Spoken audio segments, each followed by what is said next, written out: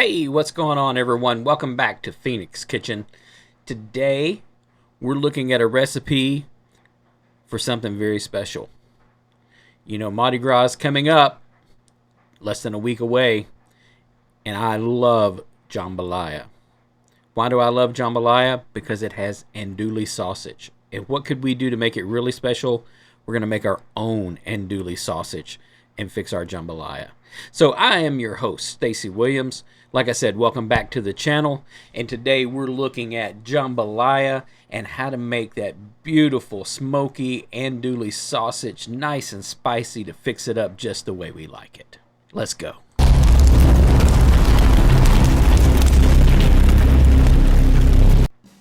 All right, so here's our spice blend that we're going to need to make the andouille. You'll find this in the description down below. We're going to go ahead and get all of those spices weighed out and set aside. Then we're going to grind up our meat and be able to add them. Now, once again, as we've talked about in other videos, we do all of these by grams. Makes it much easier on you doing it that way to sort down if you're using less meat or more meat. You can do your calculations to increase or decrease much easier than trying to measure out in quarter teaspoons, half teaspoons, etc. One thing that you'll note about this spice blend, salt is not the largest component. It's actually paprika, which is where we get a little bit of smoky flavor and we get that nice red color. That along with, of course, the cayenne pepper that we're going to add.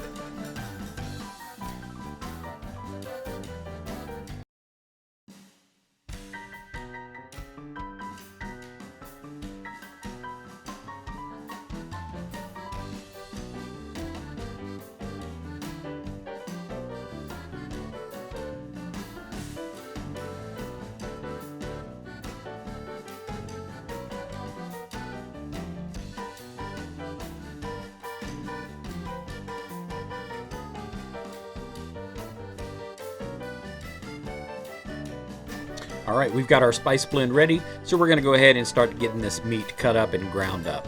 I am using a pork loin today. Found this on sale at my local supermarket. They actually had a small one, so we're talking about 3 pounds of pretty much lean pork here. And we're going to be adding to that some fat that I took off of a pork butt that I trimmed up over the weekend that I used for another project, that I saved that fat because we know pork fat, we can always use it. There's always a way to use it. So we're going to get this trimmed up into little, 1.5 inch cubes that'll go through my grinder, and we'll get this all cut up and ground up, ready to add the spices. I will say that, I'm using this pork loin. You could use a pork butt. You could use shoulder, you could use pork belly if you have it. A lot of what you're going to have to look at there is controlling, how much fat is in the mix. What we're really going for here is about an 80-20 blend. Obviously, if you want a little more fat, you can do a 70-30. Totally up to you to decide how you want this to be.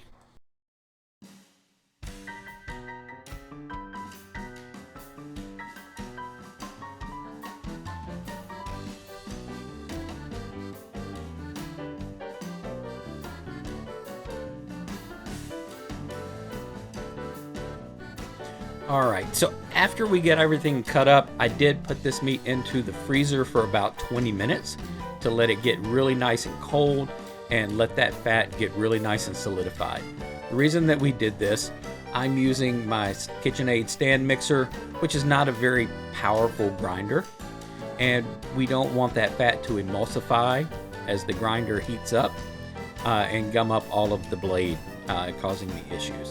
So we're going through a coarse cut this first time around. We'll mix in the spices with the meat, and then when we run it through the second time, we'll go down to a smaller die to help really mesh everything together, help blend those spices even further as we put them into the casings.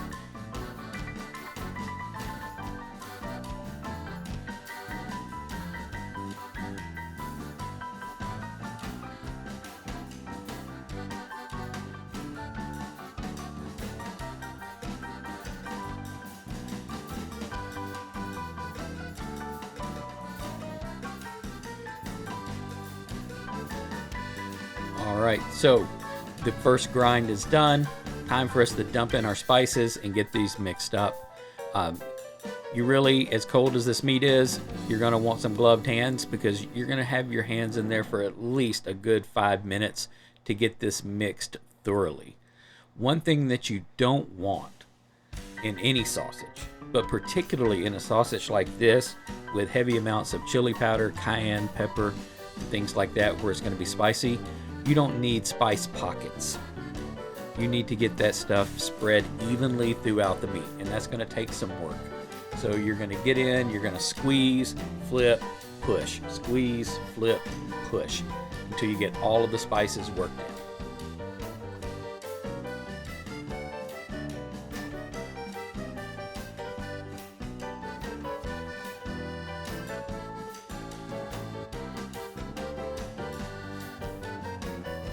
All right, with the spices all blended, we're putting the meat back in the freezer for about 10 to 15 minutes. Make sure that it's good and cold before we run it through the stand mixer again. Now it's time to get our casings ready. Now these casings I purchased from Amazon. They are natural hog casings, 32 to 35 millimeter in diameter. They've been soaking in warm water for about an hour. And what I'm doing right now is opening up one end, getting some of the warm water in there and running it all the way through. These things come packed in salt to preserve them. And that rinsing for that hour allows them to wash off the salt and to become really nice, moist, lubricated, and pliable. The one thing that we want to do is make sure that we get that salt out from the inside, and that's what that little rinse is about. Otherwise, you can have extra salt pockets in your sausage that you weren't expecting and accounting for when you did your spice mixture. So once we've got that rinsed out, we're going to get it onto our sausage loader. And we're leaving, you notice there, about 1.5 inches or so dangling. That's so that once I get the meat through the end of the tube and ready to start loading the sausages, then I'll tie a knot. If I tie the knot now, what's going to happen is we're going to pump air in there. And we're going to blow this thing up like a balloon. And that's not what we really need to have. All right, so the first step, I'm going to go ahead and turn this thing on and start loading in the sausage mix. Once I get that sausage to the end of the tube, we'll tie off and we'll go ahead and slowly start to make our sausages. Now, these tubings, each one's going to hold about 1 pound to 1.25 pounds of meat, just depending on how thick that you actually make them. I don't want them super thick, just normal kind of hot dog size. So we're going to go ahead and get this pushed through.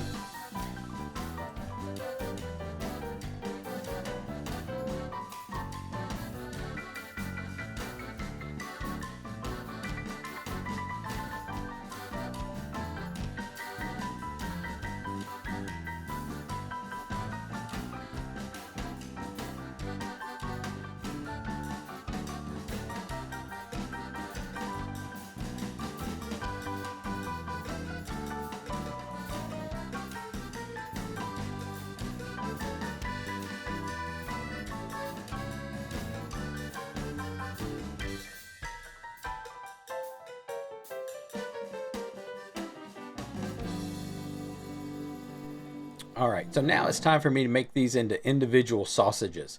If you watched other people's videos, you may have seen people going ahead and making the sausages as they come out. But you may have also noticed that they have a little nicer equipment. There are sausage makers, when you're not attaching it to a stand mixer, that actually the sausage comes out at the bottom. So it's running along your table and you don't have to try to support that. Unfortunately, I don't have that. So I run the entire length of the tubing, nice and full, ready to go. And then I actually, on this little silver tray, have 2 marks made with a Sharpie that measures out 6.5 inches. That way all of my sausages will have the same consistent length. And I can go ahead and just move those down, and then you pinch and twist. Pinch and twist. That's the reason, I guess I failed to mention it, but that last end sausage, I don't tie that one up when it comes off of the mixer. I leave that open so that I've got room and I can pinch, twist, and then I'll tie that one off at the end. We ended up with 3 links today. and then each of those twisting them into the individual sausages. I'm not going to cut them apart yet. I want these casings to dry out so that when we snip them, they'll actually be able to hold together. So right now I'm getting them on this nice little tray. Now, depending on how much time you have, this tray could go into the refrigerator overnight and smoke these the next day. I'm wanting to work on them today, so I've got a little tabletop fan that I'm going to plug up and put on these and let them just blow air across it for about 30 minutes, and that'll dry those casings out, make them shrink up, and be ready to go onto the smoker. All right, so we're putting these on the smoker today at 200 degrees because we want it to go a little lower and slower to give it time to achieve enough smoke. These things are going to cook for about an hour and a half to 2 hours max. And then once we pull them off, they've hit that internal temperature of 165 that I'm looking for. We're going immediately into an ice bath. We need to stop the cooking process because there's nothing worse than having overcooked sausages. That's going to end up dried out and pretty disgusting. So we go ahead and get these into this ice bath, and I'm going to let them sit in that ice bath for a few minutes to stop the cooking process.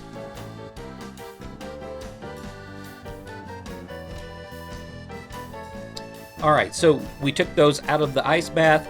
They're on a tray and sitting in the fridge right now, waiting for us to be ready for them. We're going to go ahead and start our jambalaya.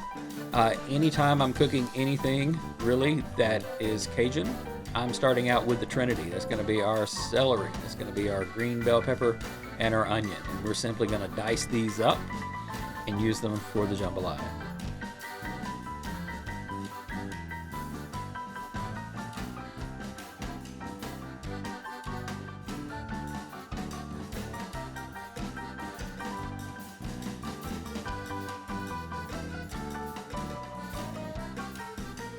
All right, so we've got everything chopped up and ready to go. I've also got a bowl over with my rice and spices for the jambalaya in there. That recipe is also in the description below, but believe me, you don't have to use that. There are plenty of store-bought jambalaya mixes that are good. Zatarans, Tony Chachery's, they're fine. You can do that if you want to save yourself a little bit of time measuring out your rice and your spices. Anyway, we're going to go ahead and get a couple of these andouilles cut up. Now, keep in mind with jambalaya, jambalaya is like paella. The difference is paella is going to have a milder flavor profile and feature saffron. Jambalaya is going to be a little spicier, right? Now, there are two types of jambalaya. There's Creole and there's Cajun. Today, we're making Cajun. The Creole is going to have tomatoes. Cajun is not. So we're going to be working on a Cajun version, and I'm making strictly an andouille sausage version. Almost every jambalaya you see is going to have the andouille sausage in it, but it grows from there. You could have chicken, you could have ham, you could have shrimp. There's all kinds of things that you can put in. I mean, jambalaya, loosely translated, means meat and rice. So you're going to put in meat and obviously have the rice. It's going to be a very spicy dish, and what you're looking for is a meal in a dish. So you could add chicken, and you would add it at the beginning because you want it to make sure it's cooked. If you're going to add shrimp or crawdads, something seafood oriented, you want to wait till about the last 5 minutes. You don't want your seafood to overcook. If you want overcooked seafood, go to Red Lobster. You want to make sure that yours is not overcooked and chewy, right? So we're going to add those with about the last 5 minutes of the cook. So we're going to go ahead and get this all chopped up. We're going to get the fire lit under the old Dutch oven, get a little oil in, get these things started cooking down. All right, so we've got our Dutch oven on. It's starting to get warm. We're going to go ahead and add the andouille sausage and let it start to brown and sizzle. Let some of that fat render down and give us a nice base to work with to start making this jambalaya.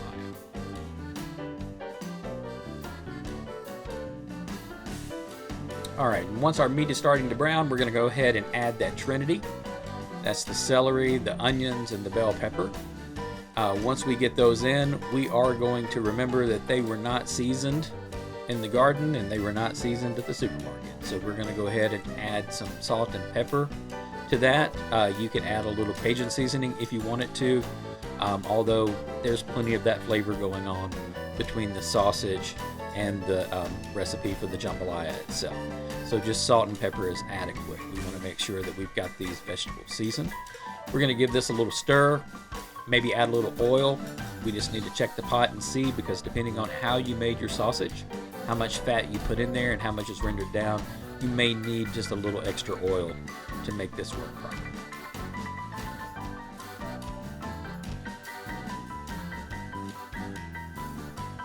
Alright, so our meat is turning brown, our trinity is starting to get nice and soft and cooked. It's time for us to add our moisture. Now I'm going with water. You can use chicken broth, as you'll see down in the recipe.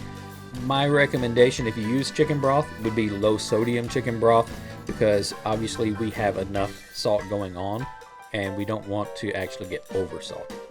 Alright, so I've got the water in. I'm going to bring that water to a boil before I add the rice. We do not want to add the rice to cold water, right? We want it boiling. Then we're going to add that in, stir in all those spices and rice. Then we're going to cover this pot once that rice has come back to a boil, and we're going to reduce the temperature down to a simmer. And we're going to set us a timer for 25 minutes. And then we're going to come back and check, give it a stir. What we're looking for is that the rice has absorbed all of the moisture. As you stir down from the bottom, if there's still a little moisture, give it a few more minutes. But you want to watch it. We're not trying to create a crust on the bottom. We don't want it to dry up and start to stick to the pan, right? So once you get to that 25-minute mark, we really want to start watching this thing. All right, we can see here we've got a little bit of a boil going. So we're going to get everything in and stirred up. Check this out. There goes the rice and the seasonings. Get that all nice and stirred. Now you notice we added some cold product, so that's going to pull it away from that boil. But it's only going to be that way for a few minutes. And then as soon as this thing comes back up to a boil, we're going to cover it, let it simmer for 25 minutes.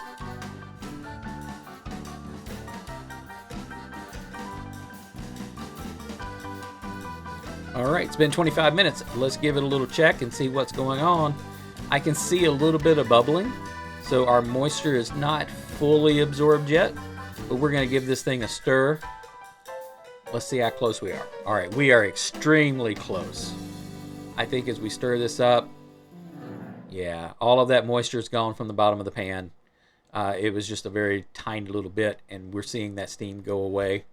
So it is ready to roll. We're just going to put this in a bowl, hit it on the top with a little parsley or some green onions, serve it up. It's a full meal in a bowl. Hope you guys enjoyed the video. Hope you'll go out and try to make this recipe, and happy Mardi Gras. See you next time.